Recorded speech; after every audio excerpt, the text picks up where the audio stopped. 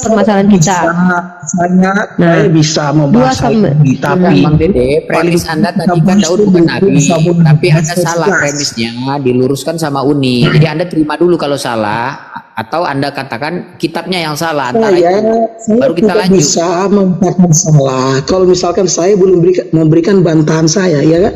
Dan kamu juga tidak bisa bilang saya salah kalau saya belum memberikan bantahan saya. Saya bilang sama Rifa, kita urus dulu 2 Samuel 12 ayat 11, nanti kemudian mengenai Daud yang disebut nabi dalam kisah para rasul kita bahas. Oke?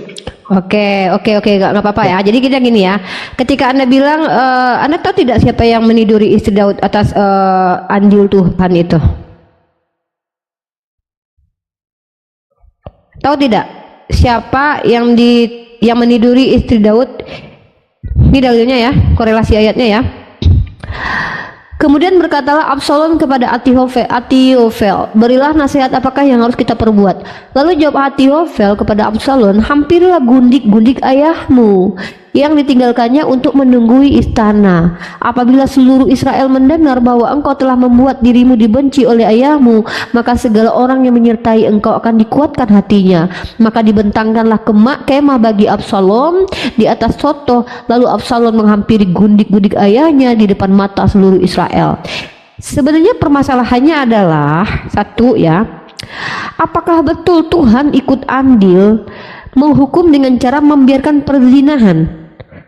Hukuman Tuhan ini dengan gini loh, poinnya tuh begini ya, tentang kerajaan zaman dahulu, bahwa supaya kalau raja itu menang istrinya diambil, itu juga agak ngeri ya. Kenapa?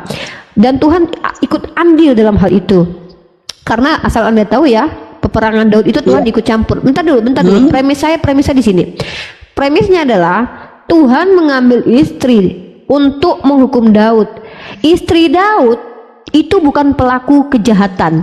Yang berzina adalah Daud dengan Betseba, membunuh Uria adalah Daud, tapi yang menanggung rasa malu yang ditiduri di depan orang oleh Absalom anaknya Daud adalah istri dan gundik-gundiknya.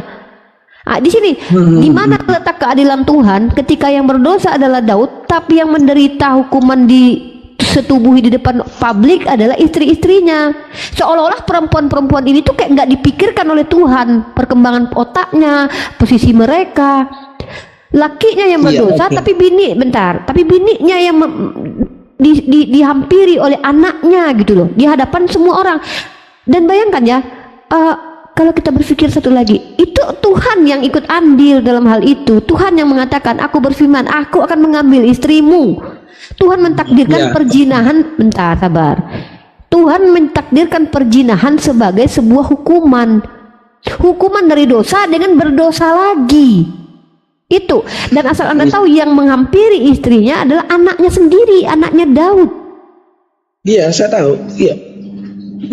Nah, jadi kalau Anda mau mengakui bahwa Tuhan itu memang seperti itu, kita clear, kita tidak perlu debat, karena kami mustahil Tuhan seperti itu. Tuhan tidak akan menghukum seseorang dengan cara membiarkan perzinahan. Oke, sudah selesai sekarang giliran saya. Sebelum saya menjawab ya, atau memberikan sanggahan dari sanggahan yang disampaikan oleh Rifa, jadi saya ingin hal ini jelas dulu ya. Kalau kita ingin membahas satu hal, saya ingin benar-benar satu hal itu dibahas secara tuntas, tidak perlu loncat ke sana kemari. Ya. Tunggu, sebentar. Permasalahan yang saya angkat di sini adalah Tuhan mengambil istri Daud.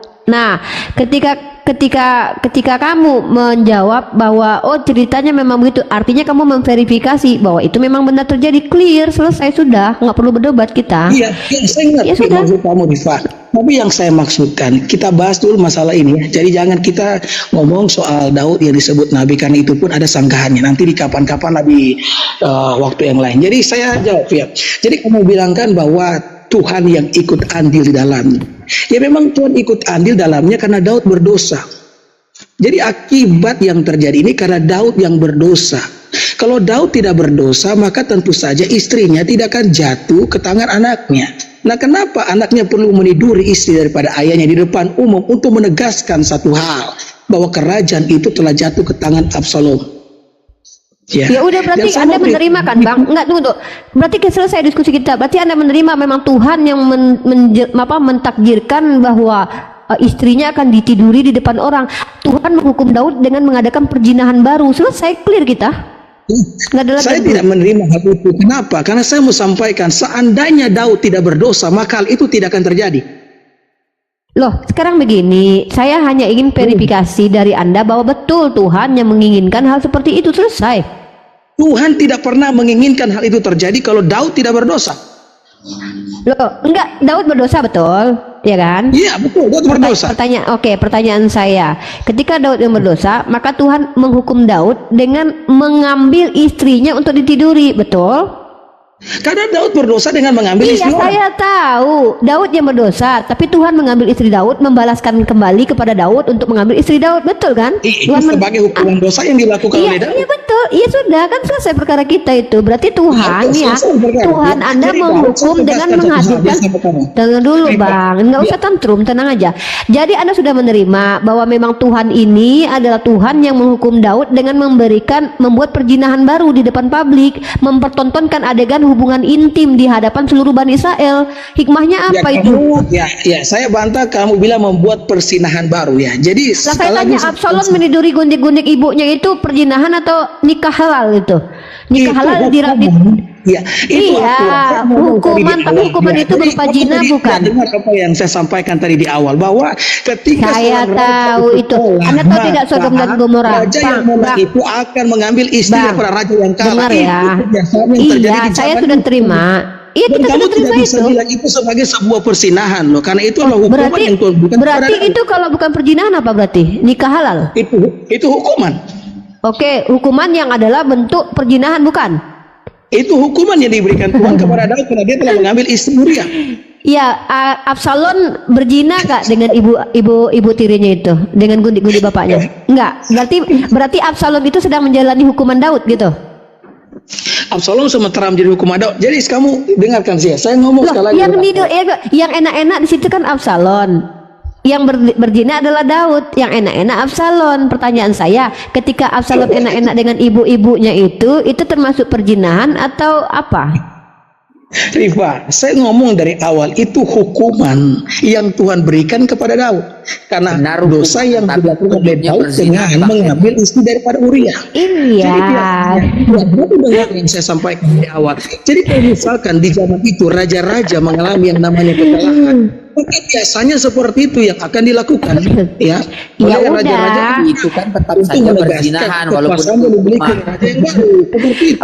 Bang, kalau begitu Bang, kalau hukumannya adalah enak-enak, lama-lama banyak orang yang berbuat dosa Bang, karena hukumannya bapaknya berdosa, anaknya yang enak-enak. Nanti besok-besok orang akan beritahu. bapak.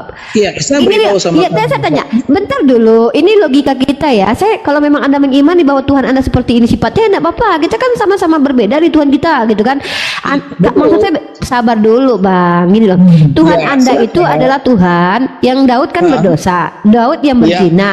Kemudian setelah Daud berzina, Tuhan menghukum Daud kan? Iya, terus Dengan membiarkan istri anaknya berzina dengan gundiknya. Tuhan Iya. menghukum perzinahan Saya Daud dengan membiarkan anaknya berzina gitu loh. Dengar dulu. saya Ini ngomong Tuhan. sama kamu. Ya Bentar kamu udah dulu. dengar dari tadi. Sabar dulu. Itu adalah kebiasaan di zaman itu untuk menegaskan kekuasaan atas raja yang menang terhadap raja yang kalah. Itu Iya, kebiasaan nggak zaman apa-apa, nggak apa-apa Jadi kebiasaan kalau zaman kamu itu kan Tuhan yang mengatakan adil. adalah sebuah persinahan. yang itu ambil kebiasaan alih. di zaman itu. Karena Tuhan Iya. mengizinkan Daud melakukan yang namanya persinahan. Nah, Seandainya Daud Tuhan tidak mengizinkan bersih, berarti. maka itu Tuhan tidak pernah mengizinkan terjadi. Daud berzina. Tuhan yang Begini, mengizinkan Pak Daud Dede. berzina. Enggak Bapak ini tadi bilang Bang Al, Tuhan mengizinkan Daud melakukan perzinahan kata dia. Yang saya maksudkan kalau Daud tidak berzina, maka Tuhan tidak akan mengizinkan hal itu terjadi. Loh, gini loh, kita sepakat loh Bang. Iya, itu hukuman betul. Enggak, oke. Kenapa ketawa? Kenapa ketawa? Aduh, Rifa, saya pikir kamu benar-benar pintar. Ternyata kamu cuma hebat dalam berputar-putar Kok kata. Ya? nyerang pribadi? Kok nyerang pribadi? Sekarang gini ya Bang Al, Ami, Oke, Dema, yang Ami, kedua, kita bahas Cebi. yang kedua saja, ya.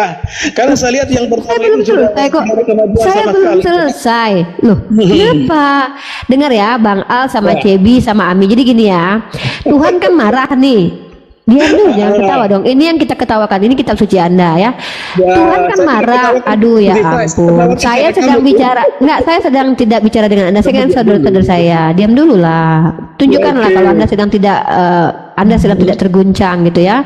Nah, Ya, saya tidak jadi begini terguncang. teman. Biasa Ya saja, udah kalau Rifa. gitu. Oke, lanjut.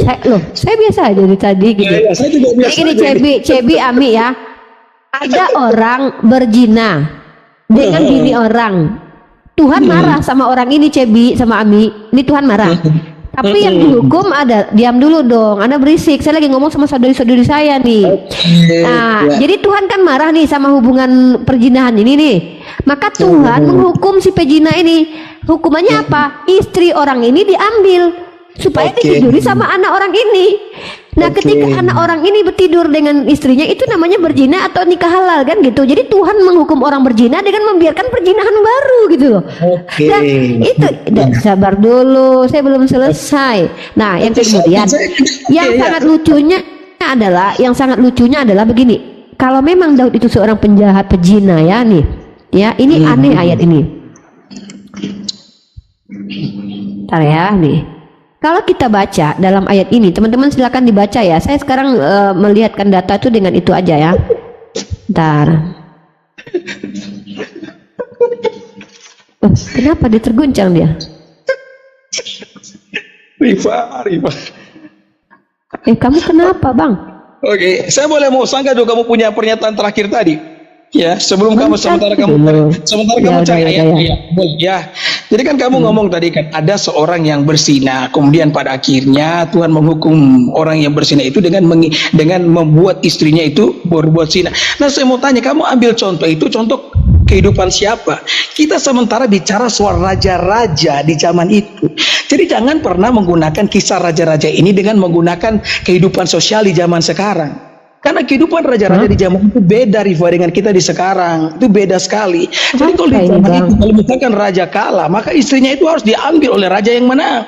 Nah, kalau kita harus yang ngambil kan Tuhan. Iya betul, tapi kamu tidak bisa menggunakan zaman yang sama dengan perselingkuhan yang terjadi di zaman kita. Kan Tuhan mengambil istri. Iya, kita ini orang awam. Iya, kita memang orang awam. Terus kenapa emang kalau kita bukan orang awam? Emang kita nggak boleh menjelaskan seolah-olah kamu berusaha membangun sebuah narasi yang benar-benar tidak sesuai dengan konteks yang kita bicarakan. Nah, kalau gitu saya tanya kepada Anda. Saya tanya sama Anda. Absalom meniduri gundik ayahnya itu termasuk berzinahan atau bukan? Itu hukuman yang Tuhan berikan kepada Daud. Ya, berzina atau enggak itu? Berzina. Ya sudah, berarti Tuhan menghukum Daud yang berzina dengan mengadakan perzinahan baru gitu. Tuhan, kamu dari awal saya sudah bilang bahwa itu hukuman dari raja yang kalah. Jadi ketika Absalom meniduri istri dari ayahnya, itu menegaskan bahwa Absalom telah berkuasa di atas Israel. Kamu nggak ngerti saya ngomong dari tadi, Rifa. Iya kan, saya paham, saya terima itu kok. Ya udah, memang begitu. Dengar, tadi kamu punya dua pertanyaan dari ayat ini. Yang kedua apa? Anda bilang nah, yang menariknya ini teman-teman ya. Kalau teman-teman baca dalam kitab teman-teman kita Kristen, 1 Raja-Raja pasal ke-15 ayat 5, coba baca di sini. Karena melakukan apa yang benar di mata Tuhan dan tidak menyimpang dari segala yang diperintahkannya kepadanya seumur hidupnya. Nah, Tuhan lupa kalau dia pernah berzina, teman-teman. Kecuali dalam perkara Uria, orang dia hanya Tuhannya diam dulu dong. Santai dong. Nah, Tuhan dalam perjanjian lama ini hanya melihat kejahatan Daud, yaitu dengan mengutus Uria ke medan perang. Tapi masalah hubungan intimnya dengan Batseba tidak dianggap Tuhan loh sebagai kejahatan, karena nggak disebut oleh Tuhan itu. Coba, kecuali perkara Uria saja. Apa perkara Uria? Dia mengutus Uria ke medan perang sampai Uria mati, lalu mengambil istri Uria. Padahal sebelumnya dia sudah berzina dengan istri Uria itu, Batseba. Nah, makanya heran saya gitu loh. Gini yang saya maksud, begini ya. Ketika kita bicara tentang Tuhannya teman-teman Kristen dalam perjanjian lama, orang yang berzina itu dialah yang harus mati. Tapi tiba-tiba ketika Daud yang berzina, yang dibunuh tahu nggak teman-teman siapa? Bukan Daud, bukan Batseba, tapi anak hasil zinanya. Coba, apa salah anak hasil zinanya? Coba. Nah, ketika Daud mengambil Batseba menjadi istri, dia punya anak yang bernama Salomo. Tuhan berkenan kepada anak ini gitu. Saya bingung, ini Tuhan kenapa gitu. Ini lucu sekali. Tuhan melindungi sekali kejahatan Daud. Iya, kalau memang Daud terlihat jahat ya, makanya kami percaya bahwa Daud tidak sejahat itu. Oke, jadi Rifa ini pertanyaan yang kedua ya. Jadi pertanyaan yang pertama sudah selesai. Itu bukan pertanyaan tapi pernyataan. Saya tidak mengajukan pertanyaan dari tadi. Saya mengatakan pernyataan. Bahkan Anda sepakat. Enggak, Iya. bahkan Anda sepakat dengan saya loh. Iya, satu Tuhan mengambil istrinya. Iya, kata Anda. Lalu menghukum Daud dengan perzinahan baru. Iya, ya sudah, kita clear sepakat. Bukan hukuman yang dialami oleh Daud karena Daud telah mengambil Iya, saya juga bilang hukuman.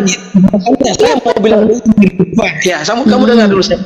Ya. Kalau kita membahas sesuatu hal, saya sudah pernah nonton kamu dengan pendeta Isra Soru. Waktu kamu dengan semua kalian punya penyakit itu begitu. Kalau mau debat selalu kutu loncat kemana-mana. Aduh, Jadi, jangan kita membahas satu serang perkara. lah argumen saya aja lah serang. Ini, ya. Saya tuh lihat Bagaimana mau selesai satu perkara orang ayatnya aja terkorelasi kok? Gimana sih? Ya, Di saya juga bisa kenyataan ini saya buat. ayat ini, tapi ini ujungnya akan Iya, kemana Anda kalau mau kita membantah membuat ayat kitab perbandingan Anda? yang pertama? Enggak, tunggu Iya. silakan. Kalau Anda mau bantah ayat kitab Anda itu urusan Anda, bukan urusan saya. Kan kitab Anda yang mau saya bantah. Saya punya bahasan tersendiri untuk ayat-ayat Alkitab yang saya punya. Ya, dengan tidak memberikan jawaban bukan saya membantah. Yang saya maksudkan satu, Rifa. Kalau kita mau ngomong satu hal, selesaikan dulu satu hal tersebut, baru kemudian kita pindah pada bahasan yang lain. Jangan kayak kutu loncat lari ke sana kemari, pada akhirnya kita tidak sampai pada kesimpulan yang kita bahas dari awal. Ngerti enggak? Apa ini, Bang? Ini satu tema. Tentang masih dan jauh. Ya, kenapa kalian terguncang semua ya? Di tema itu Kak, masih satu tema.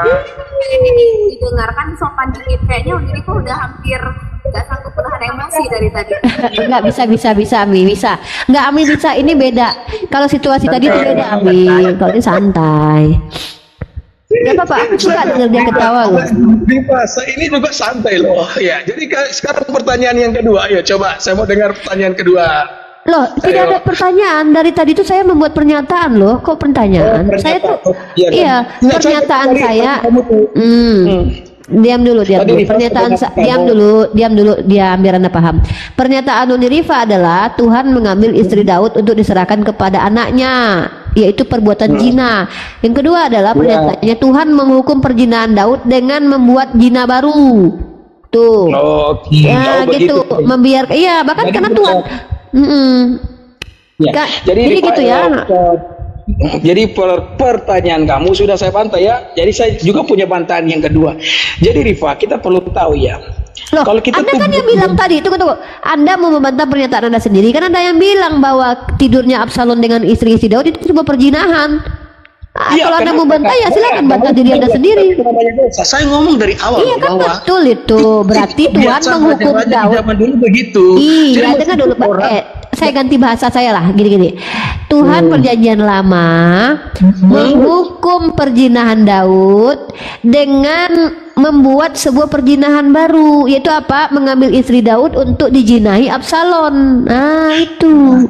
Itu bahasa kamu, tapi itu bukan bahasa kami, bahasa Ya, kami. bantah. Raja, dengar ya. Raja-raja di zaman bukan itu bahasa. itu menekankan kekuasaan kok ya.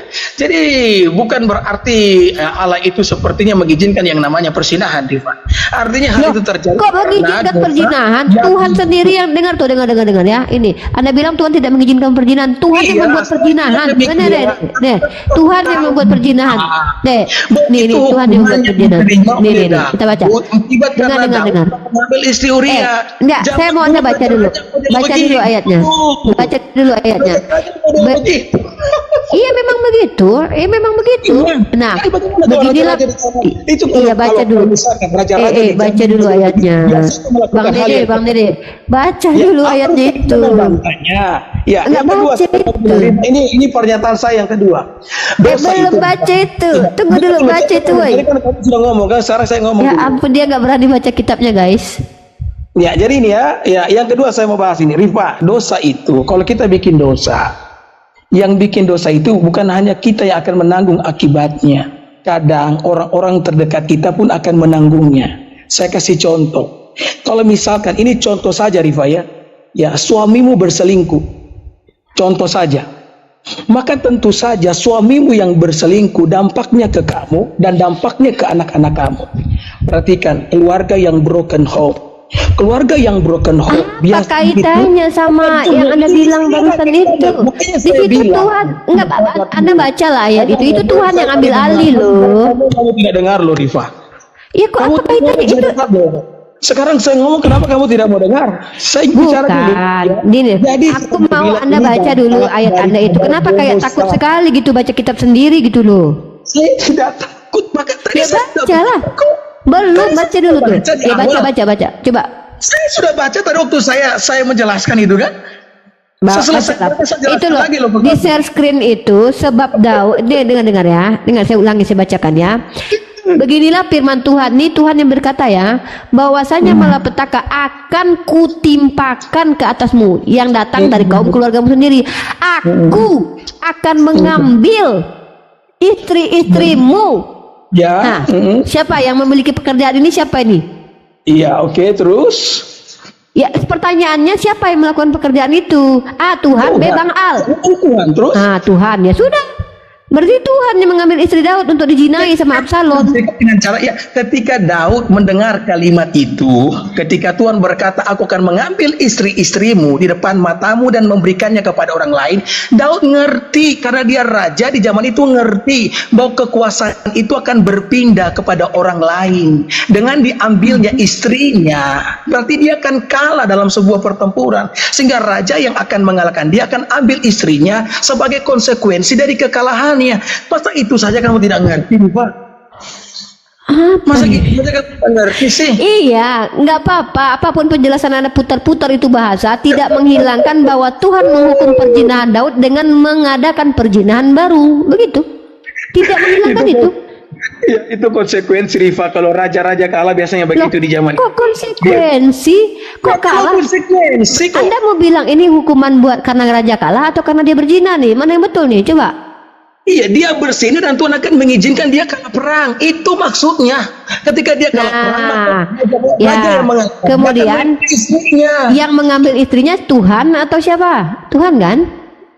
Dia mengambil istrinya. Ya, baca itu dalilnya. Maksudnya yang mengambil istrinya. Aduh, ini orang bacalah ayatnya itu. Jadi sekarang kamu mau Aku bilang akan Tuhan mengambil istri. istrinya. Loh, jangan menyimpulkan sendirilah. Ya, Maka aku akan. jangan menyimpulkan sendiri, Rifa. Lo baca di kitab aku akan mengambil istrimu di depan matamu dan memberikannya. Jadi Tuhan yang mengambil istri Daud diberikan kepada Absalom. Nah, sekarang saya mau loh. tanya. Oke, sekarang saya mau tanya. Waktu Tuhan bilang mengambil istrinya, apakah Tuhan datang kemudian Tuhan ambil istrinya? Buktinya Tuhan Anda sering turun naik kok. Bisa jadi itu terjadi karena Tuhan Anda adalah Tuhan yang sering turun. Tiba Tuhan datang ke rumah Daud begitu, kemudian kumpul istrinya diambil begitu. Kenapa itu hal yang sulit bagi Tuhan Anda? Sedangkan sebentar, jangan tantrum. Jangan tantrum dulu. Daud akan berperang dan dia akan kalah, Rifa. Sabar. Anda mau saya menjawab. Anda bertanya, saya menjawab nih. Saya mau jawab tuh. Saya pikir boleh kamu saya. hebat loh, ternyata cuma Iya, segini nggak kamu ya. apa-apa, nggak apa-apa. Iya, nggak apa-apa. Boleh saya jawab? Nah, kenapa Anda heran ketika Tuhan Anda bisa datang mengambil dengan secara harfiah bini orang, sementara ketika Tuhan Anda datang menemui Ibrahim makan daging lembu, kalian terima. Ketika Tuhan kalian berantem dengan Yakub dan dia kalah, kalian terima. Ketika Tuhan datang menjadi manusia dan mati di tiang salib, kalian terima. Lah, apa salahnya kalau Tuhan datang menjadi manusia lalu mengambil istri Daud, lalu menyerahkan kepada Absalom? Kenapa aneh? Oke, itu pun saya dapat jelaskan kepada kamu. Itu pun saya dapat jelaskan, tapi saya tidak mau lari ke sana. Kita bahas 2 Samuel 12 Kan ayat Anda 11. yang bertanya tadi ke saya.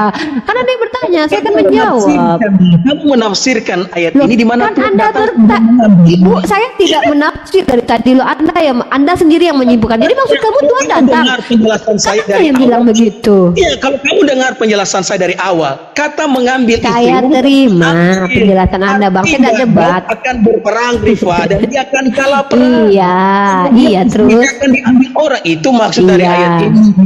Iya, tapi kan itu semua kan Tuhan yang kasih. Iya, saya tahu gitu. Tuhan izinkan apapun yang Ya terjadi udah. dalam hidup Tuhan izinkan. Oke. Ayo udah selesai kan perkara. Nah, jadi saya tunggu dulu. Jadi Tuhan di dalam perjanjian lama itu menghukum orang yang berzina dengan mengizinkan perzinahan baru, gitu teman-teman. Karena Daud kalau perang, maka istrinya diambil oleh raja yang menang Salah perang. nggak tadi? Saya salah nggak tadi tuh? Kalau saya bikin begitu, Tuhan menghukum orang berzina dengan mengizinkan perzinahan baru, teman-teman. Nah, salah nggak itu? Ya, karena Tuhan ya membiarkan Daud mengalami kesalahan Nah, sehingga raja kalau sudah berarti Ya. Anda sepakat dengan saya karena ada jawaban karena. Kalau karena itu berarti jawabannya antara iya dan tidak. Pernyataan Iya. kamu. Saya tidak sepakat dengan pernyataan kamu, Loh, Rifa. kok jawabannya karena? Kalau tidak sepakat jangan karena lah jawabannya. Kalau tidak sepakat jawabannya begini tidak, Rifa. Gitu. Rifa. Kapan kita Rifa, saya tertarik membahas soal ketuhanan Yesus dengan kamu, tapi nanti lain waktu saja ya. Besok boleh. Iya, saya sudah screenshot pembicaraan saya rekam video ini ya. Jadi mohon izin saya akan upload ke Facebook saya pembicaraan kita ini. Ya. Silakan semuanya di full ya, upload full semua ya, upload full semua. Saya tidak Iya. akan potong-potong biar nanti netizen yang menilai. Terima kasih loh Bang. Terima kasih telah memberitahukan orang-orang Kristen lain terkait apa yang kita bicarakan ini. Semoga teman-teman Anda banyak yang tercerahkan. Ya pasti mereka akan menertawakan kamu nih Rifa, karena selama ini ketika Iya, mereka akan menertawakan saya dengan statement saya bahwa Tuhan menghukum perzinahan dengan memberikan perzinahan baru Rifa, kepada orang yang berbeda. Bikin konten tuh di Facebook. Kemudian teman-teman dari Islam sih sering kali ngomong ke saya, coba debat dengan Rifa. Saya bilang, Rifa siapa sih? Akhirnya saya coba cari-cari kamu lah. Karena kayaknya saya, ternyata kamu yang dimaksudkan. Jadi ya inilah. Jadi saya bisa memuaskan rasa penasaran dari teman-teman di Facebook. Nanti saya akan upload di sana. Kapan kita bisa Kapan bicara aja Bang. Abang mau di Yesus? mana? Live di Facebook, ayo kita live di Facebook. Buka live, oke. saya naik ke live Anda, naik saya kita debat. Mau live di TikTok, ayo. Kamu mau naik di live Ya saya? silakan, boleh. Tapi dengan Ya, catatan ada moderator, ada timer. Nah kan gitu. Oke, nanti tapi kita buat kesepakatan dari awal ya. Kalau kita mau bahas sesuatu, ya jangan loncat ke sana kemari. Dan juga teknisnya begini. Gini ya. Tunggu. Ketika Anda mengatakan jangan loncat kemari, Anda akan berada di satu ayat. Sementara kitab suci Anda itu nggak satu ayat aja. Nah, artinya kalianlah orang Kristen yang suka comot-comot ayat. Satu ayat menjabarkan segala sesuatunya. Sementara ayat di kitab suci kalian banyak sekali gitu loh. Ya, Diva, saya ngerti. Maksud saya begini, kalau kita mau bahas satu hal, jangan loncat ke hal-hal yang lain. Kita selesaikan satu hal. Kita kalau membicarakan tentang ketuhanan Yesus, kita akan membawa banyak sekali ayat di kitab suci Anda ataupun di kitab suci saya, banyak sekali ayat yang dibawa. Jangan batasi. Jangan nanti Anda seperti Pak Esra Seru ya mengatakan saya tidak mau ke ayat lain, saya mau di sini loh. Padahal ayat di dalam kitab Anda bukan cuma satu itu doang. Nah ini yang saya lucu dengan teman-teman Kristen. Ketika kami umat Islam menunjukkan banyak ayat, kalian bilang kalian jangan cuma ayat. Tapi ketika kalian berdiskusi cuma satu ayat yang kalian pegang menjabarkan semuanya, seolah-olah ayat yang lain itu tidak bermanfaat dan tidak berguna. Kenapa begitu? Bukan berarti saya bilang ayat yang lain tidak bermanfaat, tidak berguna, tidak. Maksud saya supaya pembahasan kita itu ada arahnya sehingga pemirsa itu bisa tahu. Saya tidak mau dibatasi membawa dalil untuk mendukung argumen saya. Itu poinnya. Jangan ada pembatasan ketika saya bawa dalil. Jangan ada yang membatasi. Oh, nggak boleh bawa ayat ini. Nggak boleh. Itu apa namanya diskusi kayak begitu? Yang namanya diskusi itu haruslah komprehensif. Kita atur teknisnya begini. Saya akan membuktikan ketuhanan Yesus, kemudian kamu bantah. Saya punya pernyataan. Kemudian sesudah Udah itu gini aja Bang, kita kasih judul aja siapa Yesus menurut Yesus, sudah biar kita tuh nggak mutar-mutar. Siapa Yesus menurut Yesus, karena yang lebih kenal Yesus adalah Yesus sendiri. Saya tidak mau mengikuti siapa Yesus menurut tuduhan orang, karena banyak sekali tuduhan orang yang jelek terhadap Yesus. Oke. Jangan Oke, Rifa, selamat malam ya. Selamat Ya malam, Pak Pendeta, terima kasih Pak Pendeta. Semoga sehat selalu. Hah? Tahu Pak, saya itu kalau cara-cara pendeta bicara itu, saya bisa menilai mana yang pendeta, mana yang jemaat biasa gitu. Dan saya tahu Anda seorang pendeta, tapi begini Pak Pendeta, izin. Saya ini ketika Anda itu punya kembaran, namanya itu Pak Preming, dia pendeta juga, dia seorang dosen malahan. Jadi begini, dalam ranah diskusi kita itu menampilkan data untuk menjadi pendukung hujah kita. Maksudnya adalah data yang kita pakai itu menjadi sandaran ketika kita berargumen. Tapi ketika kita dibatasi membawa data, itu namanya kita bukan diskusi, tapi pemaksaan paradigma. Nah, kalau Anda siap berdiskusi dengan saya akan membawa banyak sekali data komprehensif untuk saya pertanyakan kepada Anda. Kalau Anda, nah, waktu pengalaman saya dengan Pak Pendeta Esra Soru berdiskusi, Pak Pendeta Esra Soru tidak mau menerima ayat lain, padahal ayat itu juga ayat yang menyatakan bahwa siapa Yesus menurut dirinya. Nah, jadi kenapa saya gini ya? Memang khawatirnya gini, Pak. Saya tahu ketika kalian membawa ayat ini, ayat 1 untuk mengukuhkan ketuhanan Yesus, kalian akan dibantah ayat lainnya. Ini yang Anda coba hindari, Pak. Saya tahu itu. Tapi itu sangat tidak adil dalam ranah diskusi karena kitab suci kalian bukan cuma ayat yang Anda pegang itu, Pak. Gitu. Iya, saya mengerti. Saya juga sudah nonton kok apa yang jadi pembicaraan kalian dengan Pendeta Esra Soru, dan saya pikir lebih baik memang pembahasan yang model begitu daripada kita mau debat kusir kan. Saya kan nggak mau debat kusir. Banyak kemana. Tapi terima kasih loh, Pak Pendeta ya. Terima kasih Pendeta sebelumnya. Kalau ada kata-kata mungkin yang sama-sama Pak Pendeta. Jadi sekali lagi saya minta ini pembicaraan ini saya mau upload di Facebook saya. Silakan. Boleh. Ya, saya sudah follow Anda ya. Nanti kita tinggal DM aja, kita aturkan jadwalnya Pak Pendeta. Izin ya, kalau saya gini, sistem saya itu begini Pak Pendeta.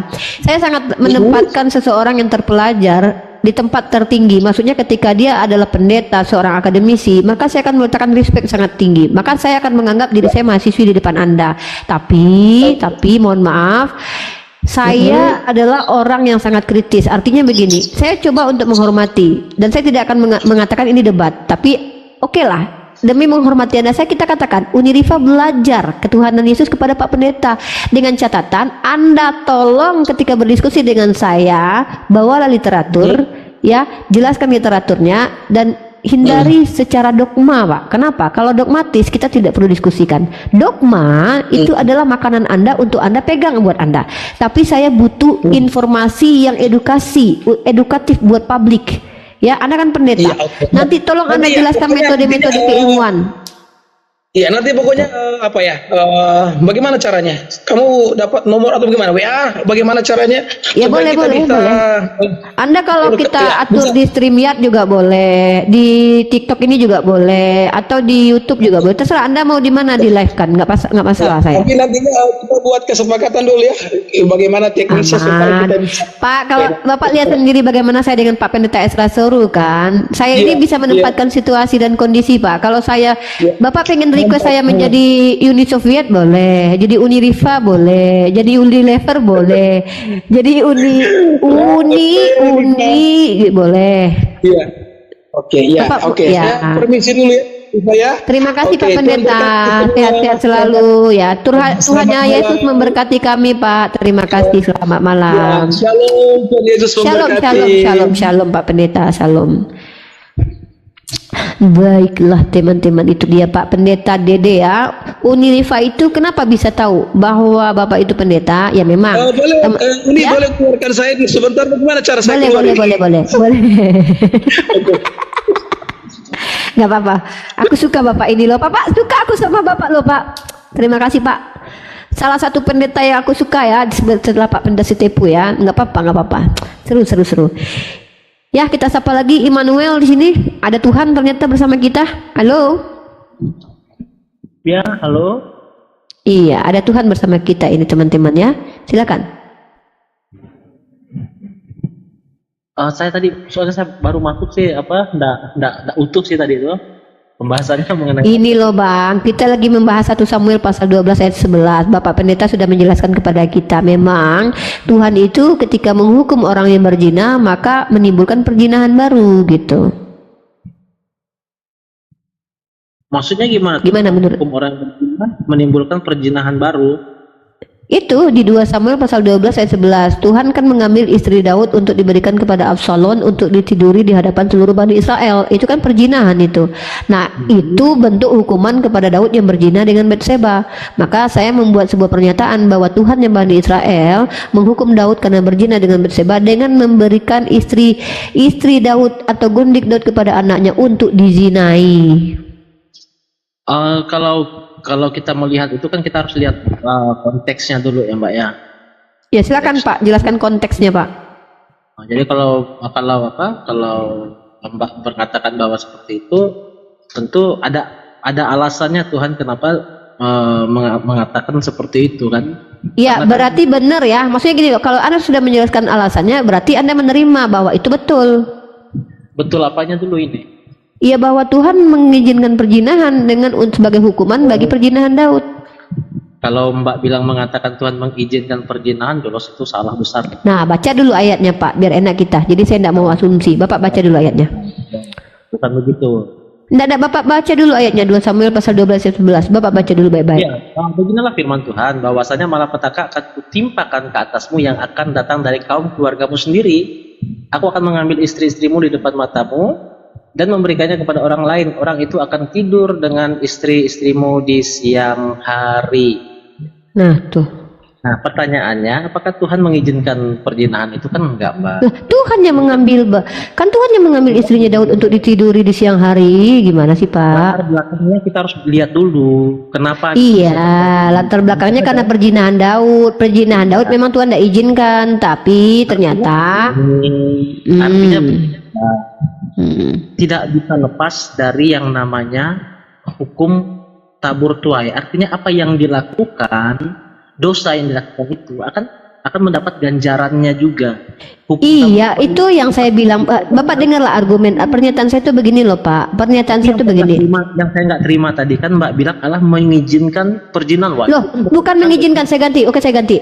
Tuhan membuat perzinahan baru. Oke, saya ganti. Tuhan membuat perzinahan baru. Oke, saya ganti ya. Saya ganti bahasanya yang lebih bagus. Oke. Demi untuk menghukum Daud yang berzina dengan Batseba, maka Tuhan mengambil gundik Daud yang lain untuk dizinai oleh anaknya. Gimana itu? Tapi bukan Tuhan kan yang menghendaki hal itu kan? Lah, kan Tuhan yang ngambil istrinya. Bacalah itu Pak. Kan Tuhan yang berfirman, aku akan menimpakan malapetaka ke atasmu yang datang dari kaum keluarga. Apa malapetakanya itu? Aku akan mengambil istri-istrimu di depan matamu dan memberikannya kepada orang lain. Enggak gini Mbak Rifa, halo. Ini saya Pernyataan pendapat itu, nggak? Boleh. Selesaikan dulu saudara Anda, baru enak. Nih, kita konteksnya kan sebagai manusia sekarang ya. Sabar, torang si Immanuel dulu. Tuhan dulu bicara, biar Tuhan dulu bicara dulu. Silakan Immanuel.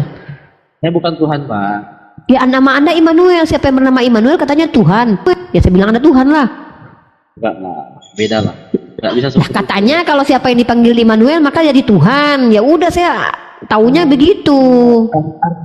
Arti Immanuel itu berarti kan Allah beserta kita. Allah beserta kita kan bukan berarti kita jadi Tuhan toh. Lah, katanya kalau yang dipanggil Immanuel itu adalah Tuhan itu sendiri. Gimana sih? Makanya saya memanggil Anda Tuhan. Ya sudahlah, lanjut Bang. Saya salah lagi nih ngikuti doktrin kalian ini.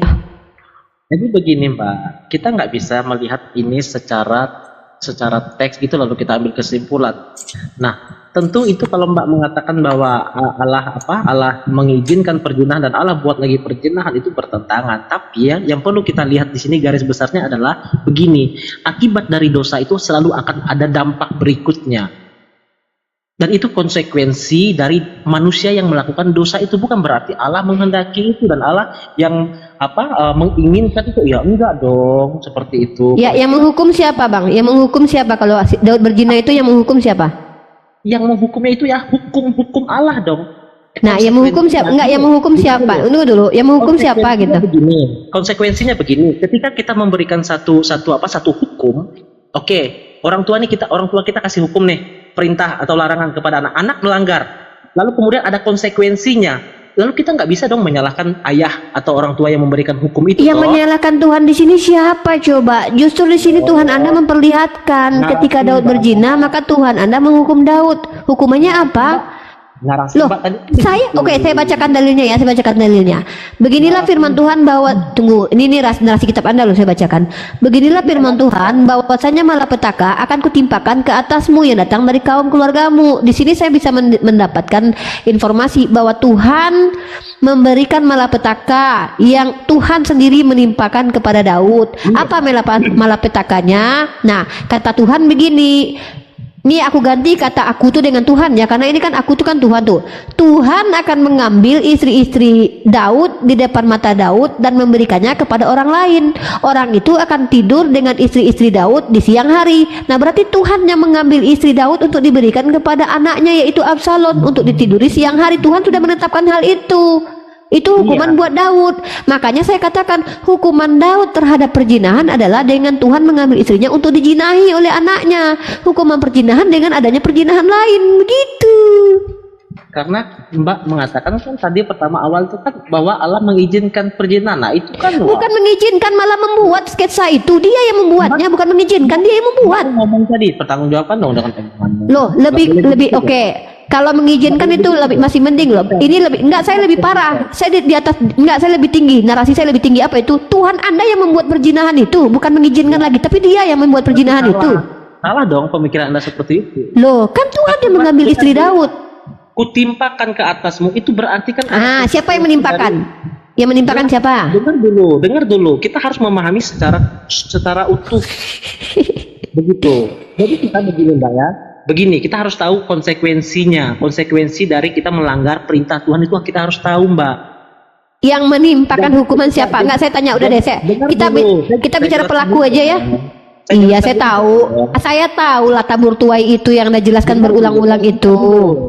Nah, saya catat nih, saya catat. Nah, ketika kita melakukan dosa, pelanggaran, ada konsekuensinya di sana, dan ketika kita menerima hukuman itu akibat dari kita melanggar. Dan ya, yang menghukum siapa? Yang menghukum siapa? Larangan itu.